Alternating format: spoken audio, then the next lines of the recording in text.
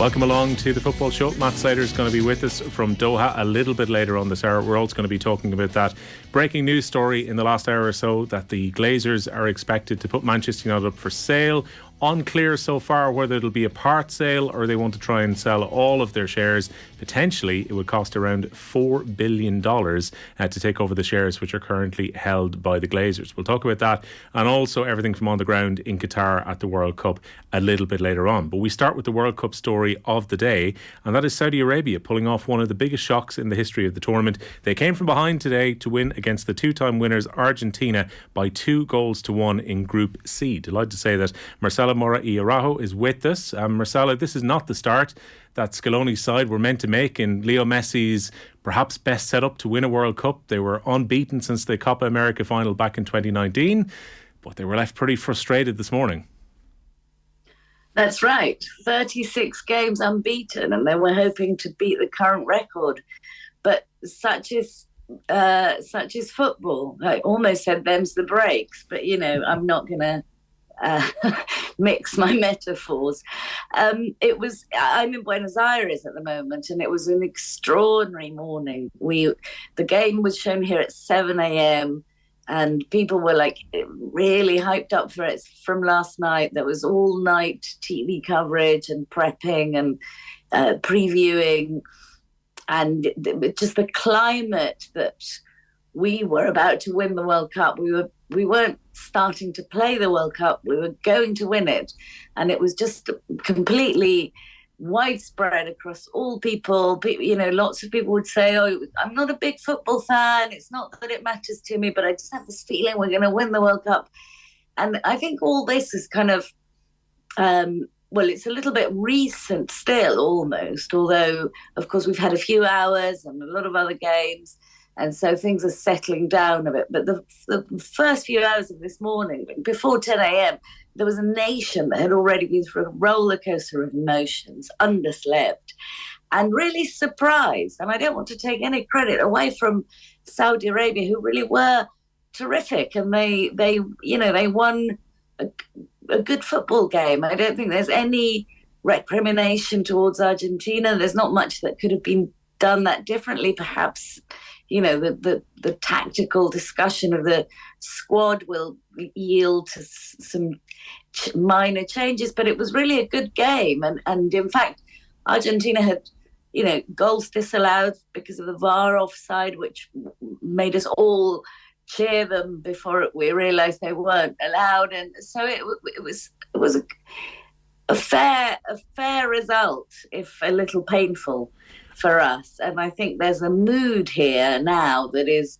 quite reflective and quite kind of, I think reality check is probably a good expression to convey from the very high hype to the slightly whoops. This could all be over pretty soon unless we win 2 games, but it can be done. And Argentina have lost their first game before and gone on to the final. Spain have lost their opening game and won the World Cup. So, I don't think we can judge much by what happens on the very first game. It's certainly just been a surprise. Was it particularly deflating, Marcela, because of, I'm even thinking back to Leo Messi's press conference a couple of days ago where he was clapped out by the media afterwards, and he was speaking about the fact that this is the opportunity for me to realise my dream and to win this World Cup. And there was that feeling when they were coming off the pitch, particularly at the Maracanã after beating Brazil in the Copa America final last year, that finally there was an assortment of players around him who would do everything possible. I think Rodrigo de Paul has spoken about this, Emilio Martinez has spoken about it as well, that they will do everything possible not just to win the World Cup for themselves, but to win this World Cup for Messi. There seemed to be this feeling that this Argentina team was primed and ready to go at the start of this tournament. And then, as you say, you're getting up in the early hours of the morning in Buenos Aires, and next thing it's all deflated by a couple of hours later. Yes, I mean, I think there's quite a few things going on in what you've just said, all of which is true. There seems to be a worldwide desire for Messi to win the World Cup. So it's not just the other team members. People here, want it won. You say, who do you want to win the World Cup? And they say, Argentina for Messi. He deserves it.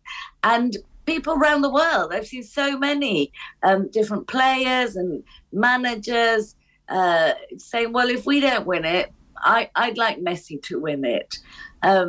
It's almost like his story, which has played out, since 2006, which was his World Cup debut.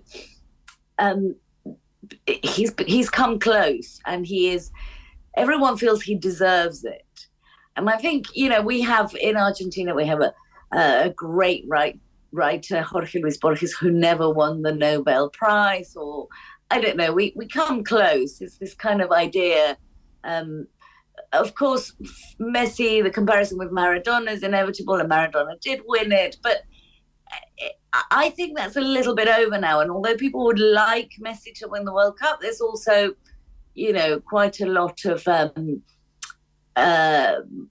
things are fine between Argentina and Messi. Now, he doesn't need to win the World Cup to have earned his place in the heart and the hearts of the people who love football, and the kind of, the trophy room. He's won the Copa America, and that somehow lightened his burden. I think maybe now they need to kind of put the Copa America to side and get the hunger they need for this. Today was slightly unexpected because of the underdog nature of Saudi Arabia, but I think we all knew it could happen at some point, and maybe it's good that it was this early on, and there's no shame in as I say, in the performance today. There's no real recrimination.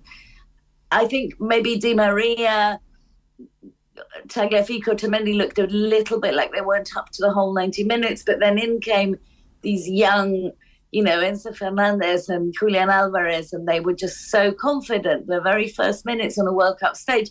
So it's all evening out, and it could well be not the end of the world and not the end of the tournament and not a disaster. But even if Argentina do not go on to lift the cup, which now has to be assessed with very realistic odds, what Messi has achieved is good enough. And also his attitude in this World Cup, coming into it and after the game today, there was a few tense minutes which felt like hours after the game when they weren't appearing in the mix zone.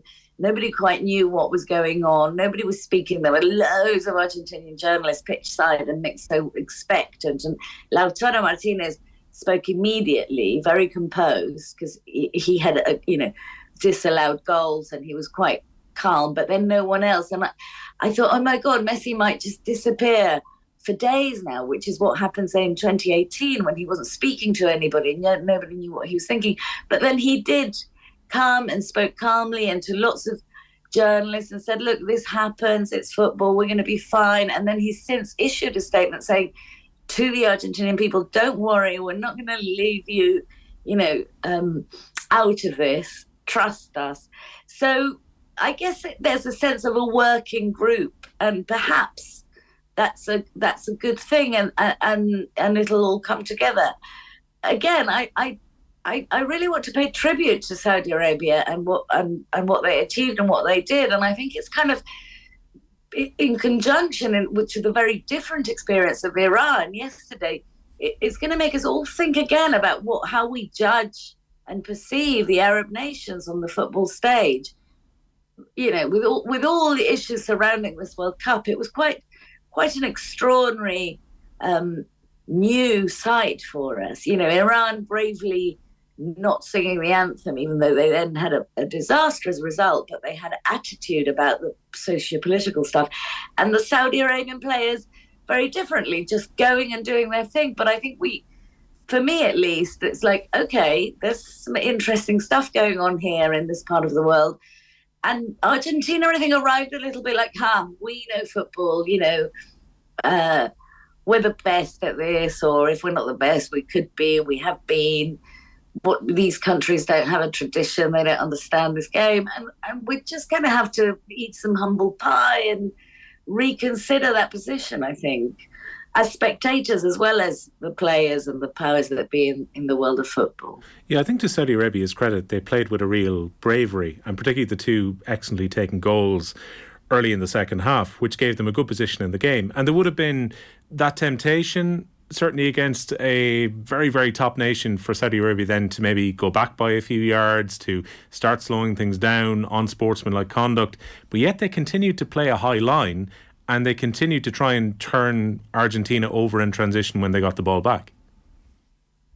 Yes, I think the two goals were beautifully executed. The second one, especially, but the real surprise to me, and I think to the people I was watching with, to the 15 or 20 people I was watching with at 7 a.m., was this tight defensive approach, which then manager Lionel Scaloni and Lionel Messi both mentioned they actually knew Saudi Arabia was going to play like that and kind of try and catch them on the offside with scenario. So that slightly worrisome, because you think, well, if they knew, they maybe could have prepared a little bit better. But as I say, I think, again, Argentina had chances in the first half, any one of which could have been an allowed goal, and the story would have been different. What I think is interesting is this kind of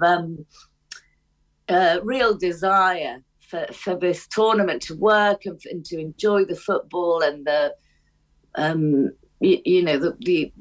real yielding of the area, of the locals, whether they're nationals or immigrants. But I think Argentina were half expecting to be favourites, even in terms of fans, because there's so many people from Asia and Southeast Asia and all that region of the world that tend to love Maradona and Messi in Argentina. But when it came to it, there was a real identity there holding the majority together, and they were not rooting for Argentina. And I think that came across. Argentina were very much the away team. They were playing on someone else's ground, and perhaps that also can be assimilated into their mindset as they prepare to go out again in a few days, because they were a little bit too confident. You could see it. You could see, you get the sense here in the country, because there's a lot of media saying how brilliant they are. There's a lot of programs about how they won the Copa America. There's a lot of interviews. There's tons of advertising everywhere. So you can't escape this kind of mandated, this team is the best in the world and they're about to win the World Cup. But also for them, I think, they were feeling very comfortable. They were talking about enjoying and taking it easy, and it's just a game. And that is all true. But, today was just that little necessary reminder that it's not entirely joy if you don't, just put the graft in and prepare and do it sustain, I was going to say for 90 minutes. They're actually quite a lot longer than 90 minutes, these games so far. But, they're around about the 100-minute mark. We will perhaps find out something about the spirit of this team at the weekend when they play against Mexico. In some ways, the damage for Argentina was mitigated somewhat by the draw this afternoon, which means that Argentina still know if they win their next two games, they're going to qualify. But that's a big game now against Mexico this weekend. Given, they've been on such a good run since 2019, no goals conceded in the 5 before the World Cup. You'll probably learn about the resilience of this Argentinian team on Saturday afternoon. Yes, I think, it can be done winning these next two games, but you absolutely have to win them, and that's just perhaps a little bit of pressure that's not ideal. A team can easily win the first World Cup game and then still go home before the end of the group stages. It kind of means nothing other than just impact how everyone feels about the team and how the team feels about the playing conditions. I wondered if they were looking a bit tired and a bit worn out, and kind of tried to understand physically how they all are, and spoke to an old physical trainer of the Argentina squad for many years, who's worked with Maradona and then even with Messi up to 2010. And he said, often a team doesn't perform great, they lose, and everyone thinks the players are not physically up to it. But really, it's mental more than anything. And I think these guys are fit, but It could be all sorts of things. It was longer. Some maybe played too long.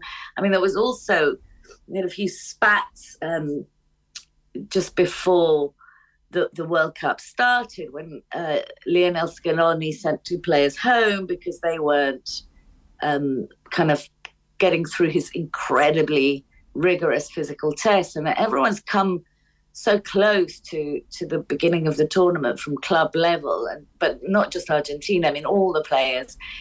And apparently Scaloni got very angry with him and said, "You told me you were fit as a fiddle and you are not." And I think I was thinking, that's odd.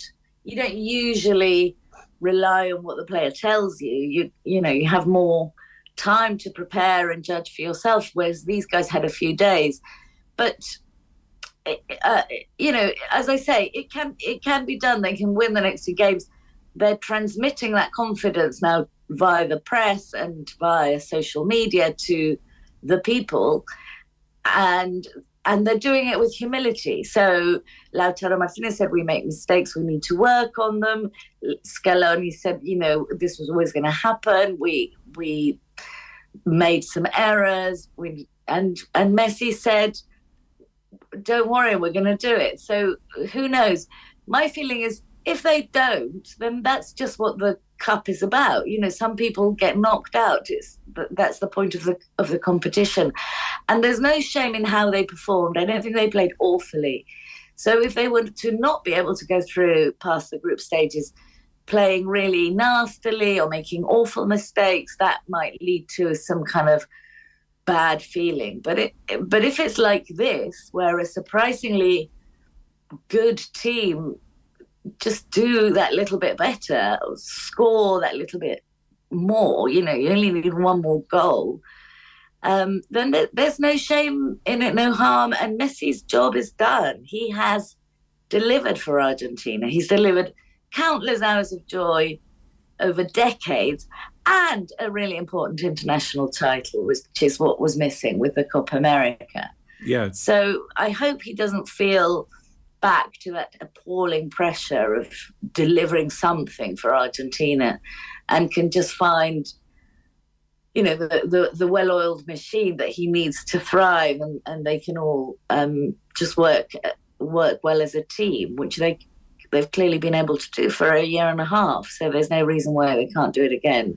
Yeah, those Messi tears in Rio in 2021, I think he's spoken about the fact that he felt it was a weight that was lifted once he got the chance to lift the Copa America. Because you think back to a few years ago when they lost, I think it was the Colombia defeat on penalties, which sent Messi into quite a spiral at the time. He really felt that he was going to step away from the national team. He possibly wouldn't go back and play again. And he had spoken about the fact that, previously some people in Argentina had, claimed that he was less Argentine because he'd been in Catalonia for so long, and maybe he didn't care about the Argentine team. When I think it was always very clear that he cared remarkably about the country, came back out of his, I won't even call it retirement, his kind of slightly self-imposed retirement, came back to play again. And you see a very different Lionel Messi now compared to 5 or 6 years ago with the national team, I think. I think that's absolutely right. He obviously had an incredible sense of duty and this huge pressure from this notion that circulated that he played really, really well for club Barcelona and didn't deliver the results for Argentina. I mean, the stats, the numbers and the actual kind of performances don't reflect that at all. He delivered a lot for Argentina. It's just the kind of final result, but his assists, his goals, his performance generally. But something's shifted. And we might have mentioned this before, but a combination of factors, from Maradona dying to him leaving Barcelona and joining Paris Saint-Germain, and maybe just him growing up, and maybe just as we saw today, just the fact that each game after game, it went their way. They had reached finals before. 2016, he lashed out in anger and quit the national team, having lost the final. But you have to get to the final. That's every game possible in the competition. And then the World Cup final in 2014, of course, which was a really good experience throughout the tournament. And he's compared this squad now to the working group from 2014, which sounds like it was something that he did enjoy and delivered and performed well. And then, of course, the last game, anything can happen. So ideally, we would see Argentina throughout the whole tournament and then maybe lose the final or even the semi-final. Today was the shocker of like your first 45 minutes there, and it's the worst match, or the worst combination of play and result in the Scaloni times. But I don't see that flipping the Argentina kind of loving that we have at the moment with Messi. In fact, most pundits, most press reactions, most social media was very almost carefully kind of going, these boys have given us so much, we're not going to drop support now, we've got to stick with them thick and thin. So there was no really angry recrimination. I'm not sure that would sustain if we're back home after Saturday's game. But for now, it feels like everyone's a little bit kind of grown up and realistic, and okay, it was a bit bad, but it's not the end of the world, and we can still do it.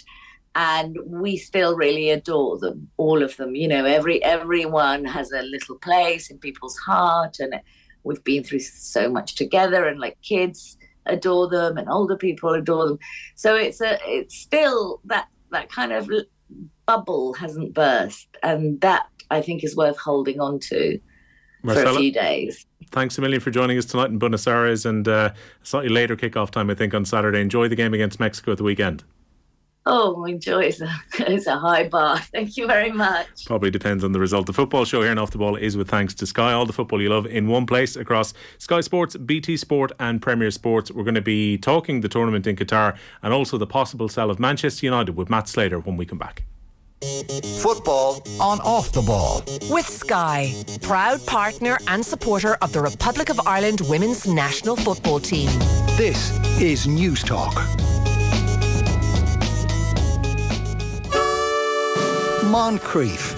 So it's the same funeral service as if you were going to go for a cremation. So we have our resonator machine, which uses 95% water and 5% of an alkaline solution. You actually receive 30% more bone ash because all the bones are completely safe. Pulverising machine doesn't sound gentle. Moncrief. Brought to you by Avant Money. Weekdays at 2 p.m. on News Talk. Taking the perfect selfie.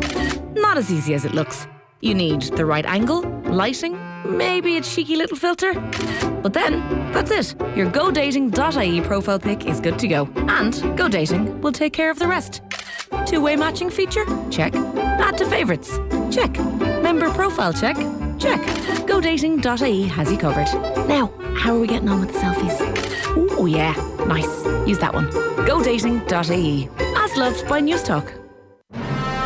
The Black Friday sale is now on at Harvey Norman. Get Black Friday discounts today. Save €190 on the Gearbook 120 laptop with a slim and compact design. Now $189. Or get the Samsung Galaxy Tab A8. Perfect for working or entertaining on the go. Now only $169, save €70. With our best prices guaranteed in-store and online. So why shop anywhere else? Don't wait. Now's the time to buy. The Harvey Norman Black Friday sale is now on. Don't miss out.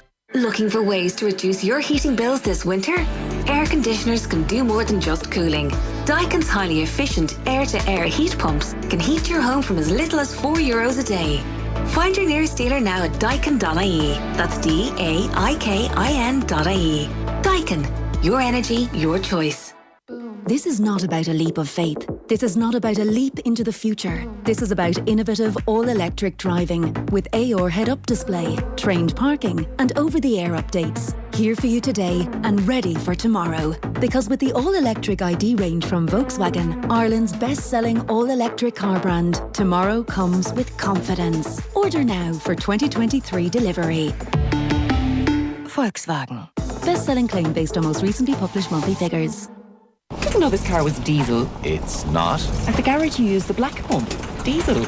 No idea. So, knew we're going to miss the flight, but sun holidays are overrated. All that sun and sand, who needs it, eh? Where'd you use the black pump? Diesel? No idea.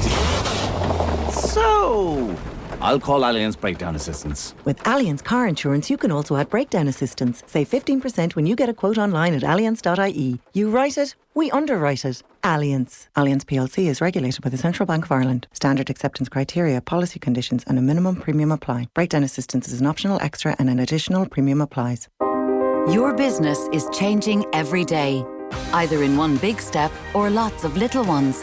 Whatever you imagine is coming next for your business, having the right technology partner by your side is more important than ever.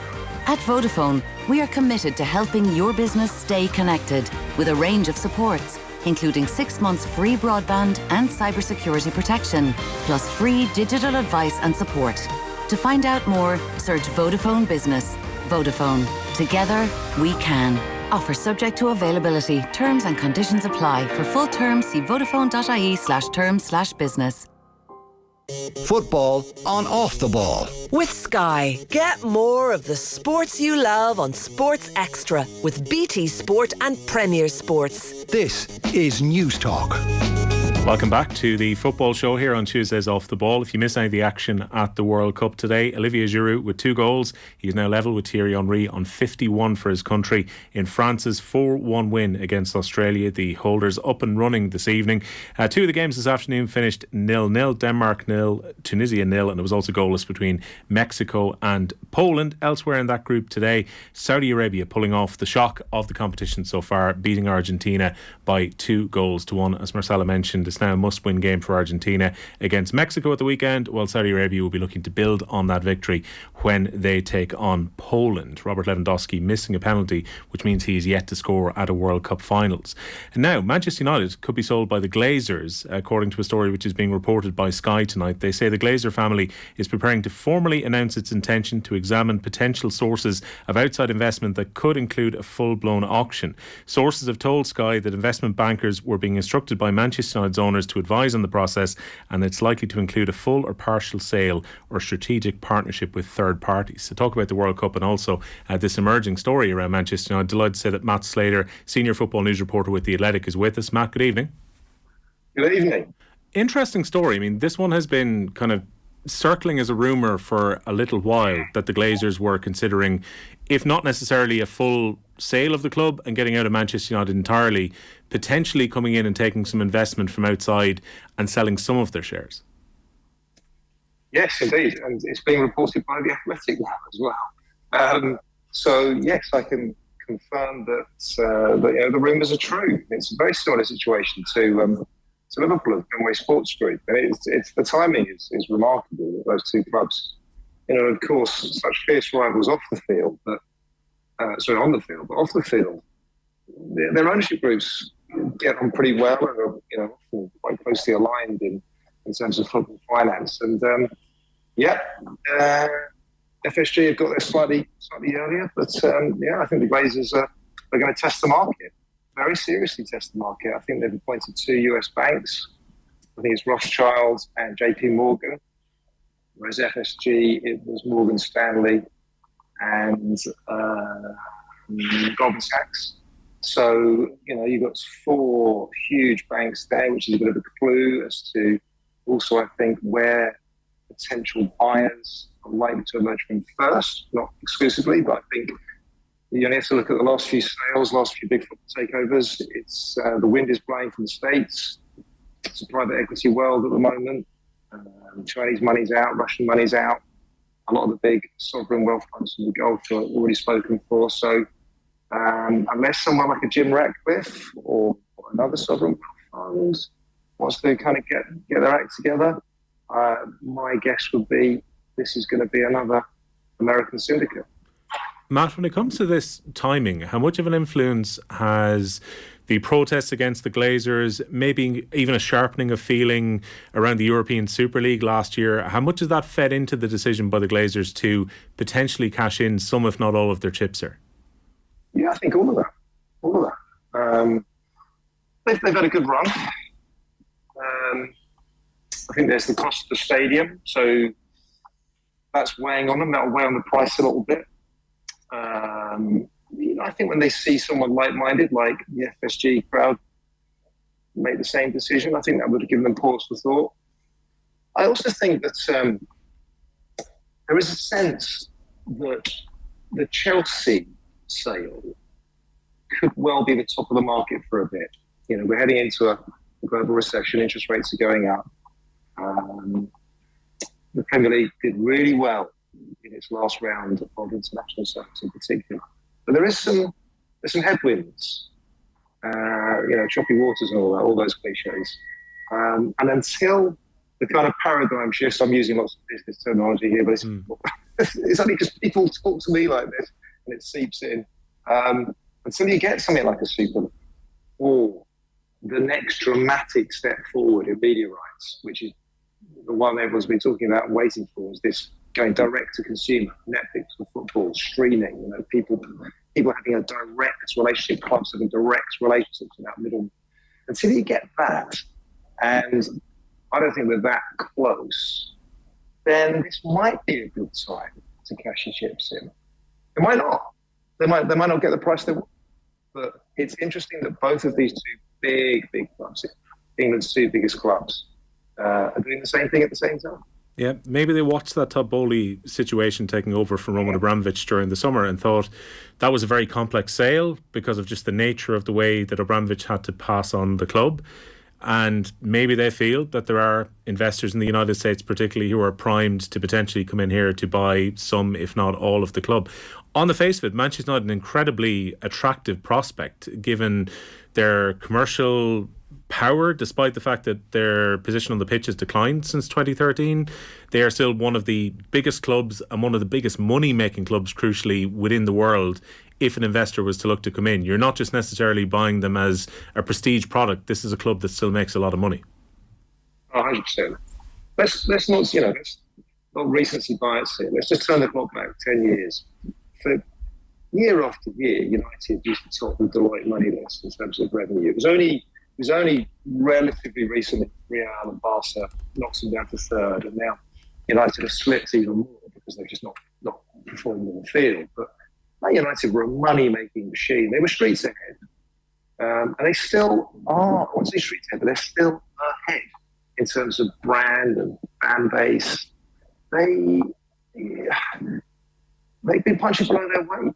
They're attractive for that reason. Whilst they have to do some serious work at Old Trafford, and that, like I said, will weigh on the price a little bit. Others might see it as an opportunity. Brilliant, plain canvas. Get in there and do something with the stadium. They might see loads of headroom for United, but they are, and I think Chelsea's interesting because that went for 2.5, and a lot of people sort of think, okay, well, where would Chelsea be in the kind of natural pecking order of things if it wasn't for Abramovich? We ran them at a loss for so long. Right, well then we can all kind of adjust from there.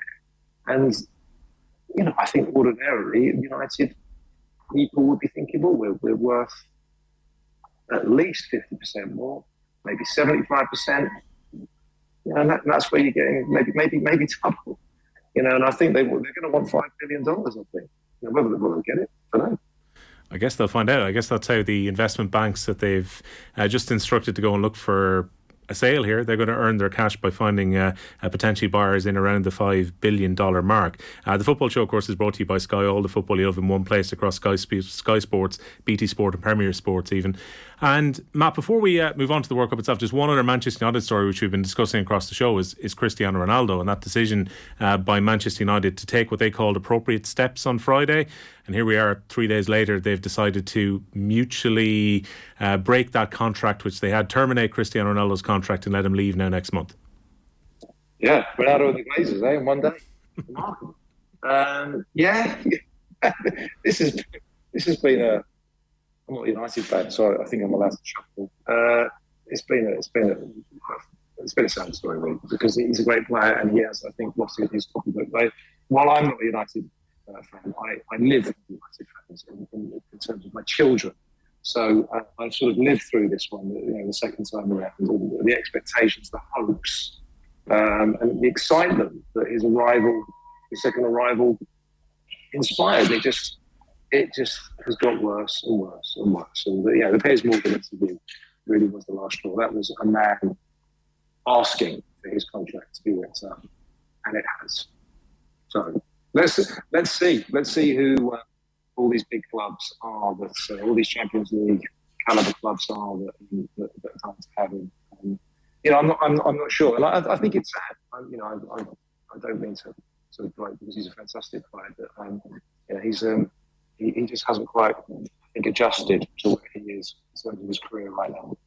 I think the line is just struggling a little bit at the moment with Matt. We'll get Matt reconnected there in a moment and get him back on, because we want to have a chat about the World Cup so far in Qatar as well. Some interesting stories coming out of Qatar across the last 24 hours. Firstly, you may well have seen this one last night, which is the aggregate official attendance at the 4 World Cup games up until last night were 110% of the ground's capacity in the games in question. And FIFA, not long after some of the reporters were putting these numbers out, put out the official capacities of the stadiums. Everyone's then getting the calculator out, and some of the games were, say, 40,000 capacity stadium, 44,000 was the reported capacity that was there at the game in terms of the attendance. Also, it was very clear that some of the grounds were far from full at different times, not just the game between Qatar and Ecuador on Sunday, where it emptied out in the second half when Ecuador went 2-0 up against the hosts of the tournament. But many England fans hadn't got through the turnstiles for their game. There were many empty seats still there between England and Iran at various different stages during it, but still reported that the crowds were beyond the capacity of some of the stadiums. Also, the armband has come up once again, as Richie mentioned during the news round. Jan Vertonghen has been speaking this evening at the Belgian press conference about the FIFA armband stance, where 7 teams, European teams, were going to wear a One Love armband. That was their plan at the outset of the stadium, then ditched that idea after FIFA said that they would book the captains if they were to wear them. Jan Vertonghen said, quote, "An experience I've never felt in football before. I feel controlled. I'm afraid to even say something about this.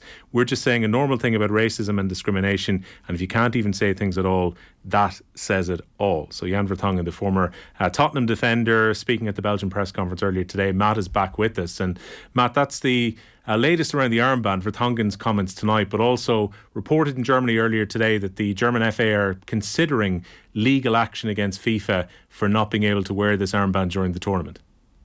I hadn't heard those Vertonghen quotes. They're good, aren't they?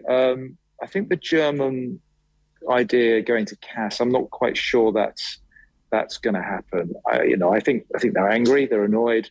I don't think they're going to CAS.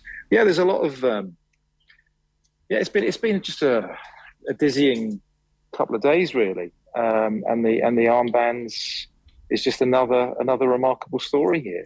I'm not quite sure where to start. I was in the room when Infantino gave his remarkable speech on Saturday, and of course, just before that, they had released a press release to say that they're alternative armbands, and then we had another day of what would England do, what would Wales do, this threat of yellow cards, sporting sanctions, and sort of one by one they crumbled, didn't they? And there's been a lot of recriminations. I'm not at home, so I don't.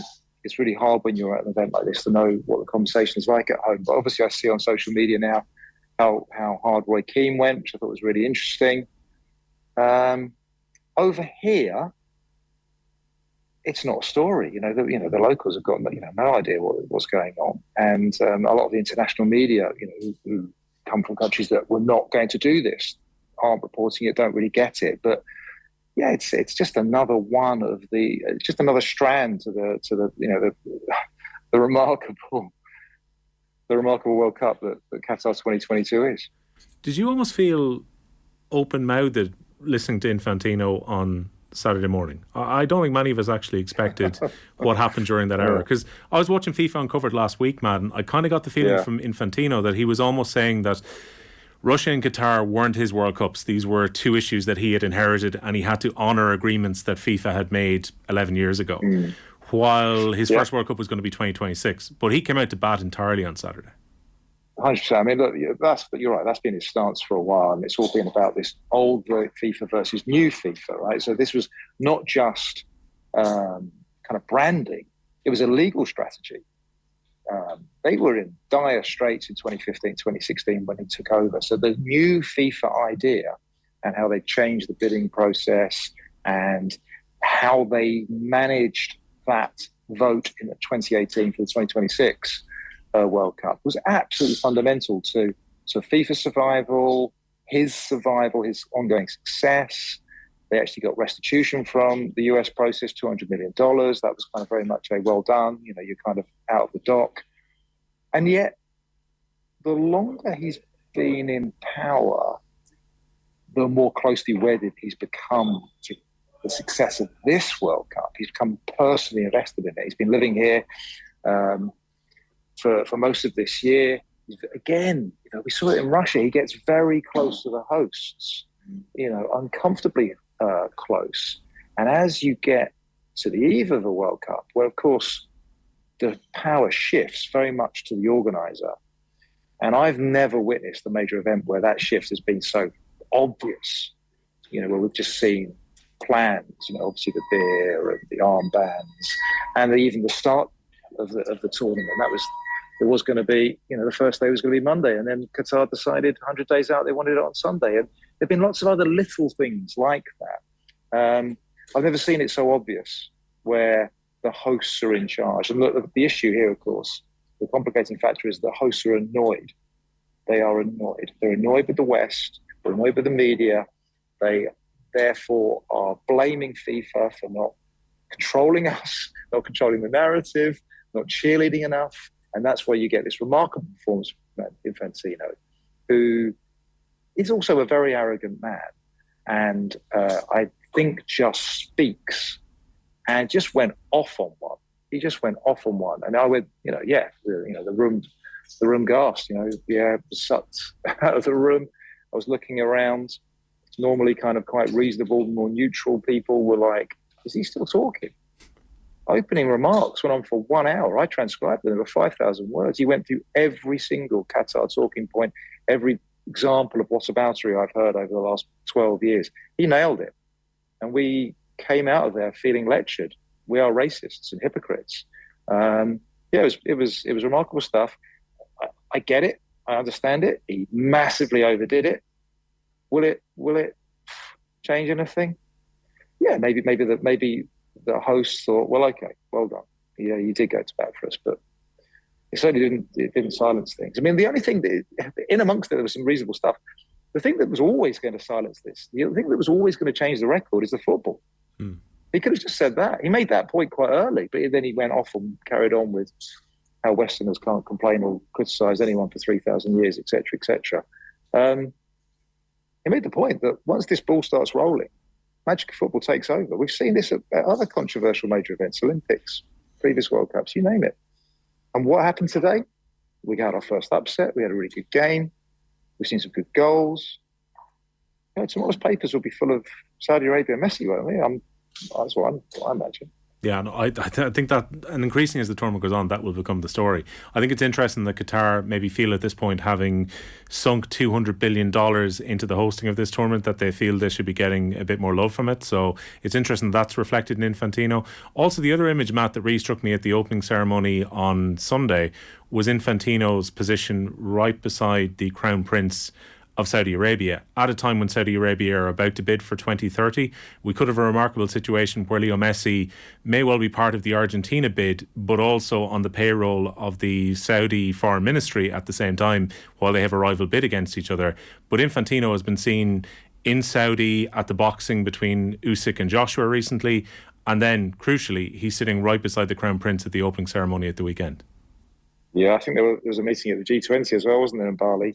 Yeah, look, the messaging is loud. It's not very obvious, subtle, is it?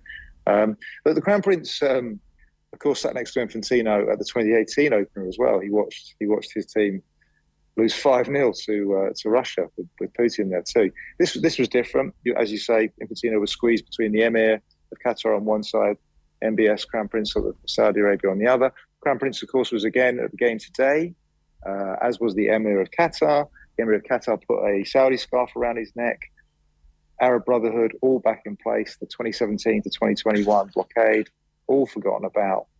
And today was a Saudi event. Today was real Arab football. I travelled with them, 30, 35, maybe 40,000 Saudis.